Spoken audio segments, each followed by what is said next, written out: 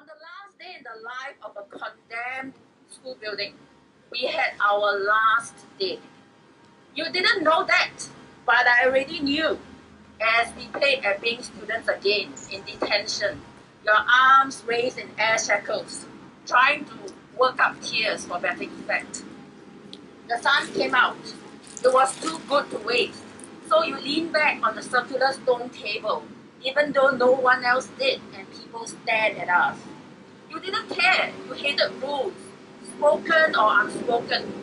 Motionless, you looked like a sacrificed blanch of blood by the sunlight.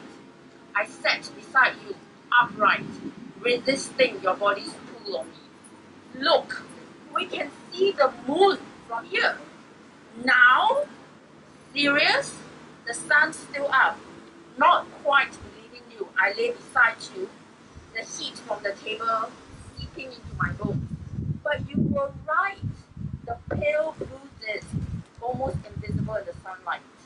We looked ridiculous, but I knew you loved that. And so I stayed there. We opened the door, marked, "Do not enter," and found a dusty trove of masks. And a tinted gold one that masked entirely our eyes, even your freakishly big ones, which you knew were your most beautiful feature, like a cat's, I always thought, and more self-aware. We both wore the mask in turns, and you took a photograph of me. I demanded a look. My smile's crooked. Your smile's perfect. It's the mask that's crooked. You were always admiring me, blind as a token of loyalty, when I wanted you to see, truly, and then, maybe, love me, although we both knew you never did.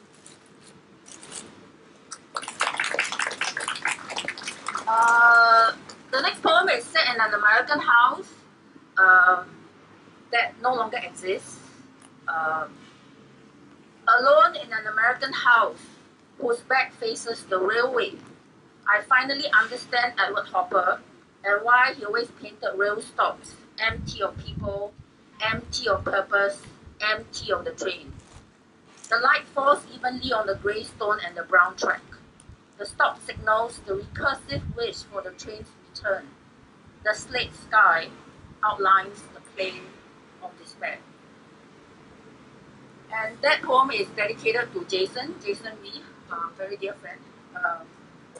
And the next poem is about memory of childhood. Again, my childhood is the basis of most of my poetry, unfortunately.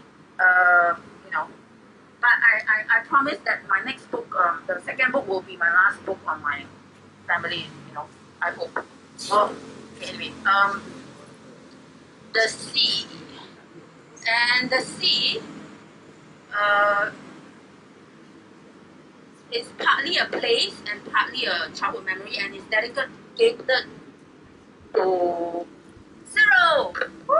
Yes, when it finally makes it into print, it will say for Zero. Okay. You are so tired, your bed swallows you like the sea. Let your limbs drop like anchors into the deep. The bliss of waves, remembering the future of the grave and the burial at sea.